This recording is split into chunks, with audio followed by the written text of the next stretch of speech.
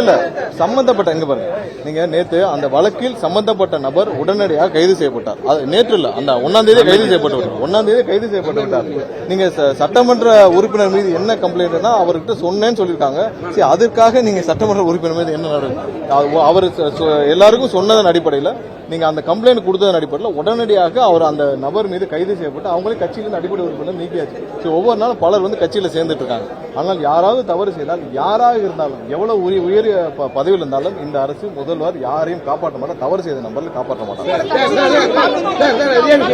முதல்வர் வந்து தவறு செய்தால் கண்டிப்பாக நடவடிக்கை எடுக்கும் சொன்னார்.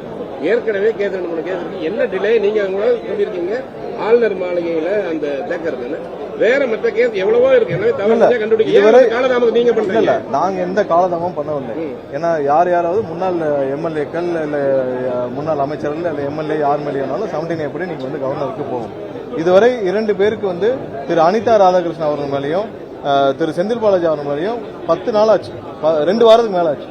இதுவரைக்கும் கவர்னர் ஒப்புதல் கொடுக்கவில்லை. அவர்களுக்குள்ள மிகவும் இணக்கமாக இருக்கும் காரணத்தினால் அதாவது திரு செந்தில் பாலாஜி அவர்கள் மீது விசாரணை நடத்த வேண்டும் என்று கேட்டது இடி தான். அப்புறத்துக்கே கவர்னர் என்ன அந்த பையில பத்திரமா வச்சிருக்கான்னு தெரியல, யாருடைய உத்தரவுக்காக காத்திருக்கான்னு தெரியல, அவர்களுக்கு என்ன உறுதி கொடுக்கப்படும் தெரியல. எப்பயுமே பாரதிய ஜனதா கட்சி அவங்களுக்குள்ள ஒரு ஆதாயம் இல்லாமல் ஒரு பையில நிறுத்தி வைக்க மாட்டார். நான் நேரே சொன்னேன், கவர்னர் தனியாக எந்த முடிவும் எடுக்க மாட்டார், அரசியல் ரீதியான முடிவுகள் மட்டும்தான் எடுப்பார். அவர் கண்டிப்பாக இந்த பையில நிறுத்தி வைக்கிறதுக்கான காரணம் கண்டிப்பாக வேற ஏதோ உத்தரவாதம் திமுக அவர்களுக்கு கொடுத்திருக்கிறது. அதன் காரணமா அதை பொறுத்திருந்து பார்ப்போம்.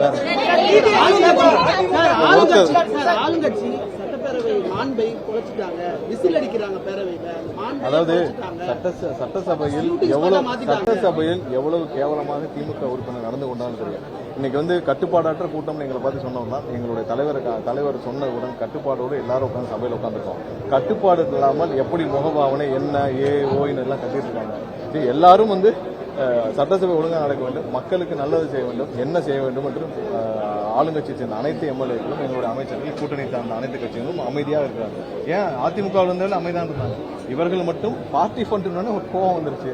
ஏதோ வந்து அவங்களை திருடன தேல் கூட்டின மாதிரி கோவம் வந்தா நீங்க வந்து அதுக்கான நான் தான் சொல்லிட்டேன் என்னன்னு சொல்லிட்டு இதை ஒரு சில விஷயங்கள் சட்டசபையில் என்ன பேச முடியும் அதான் பேச முடியும். பார்ட்டி ஃபண்ட் ஒழிக்கப்பட்டது உண்மைதான். பல பத்திரிகை நீங்கள பதிவு அவ்வளவுதான்.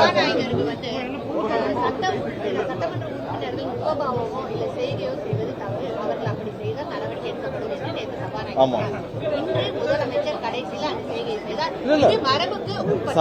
யாரையும் தனிநபரையும் குறிப்பிட்டு சொல்லவில்லை. முதல்வர் வந்து அவர் இந்த அரசு எப்படி செயல்படுதோ அதை சொல்லி காட்டினார். அவ்வளவுதான்.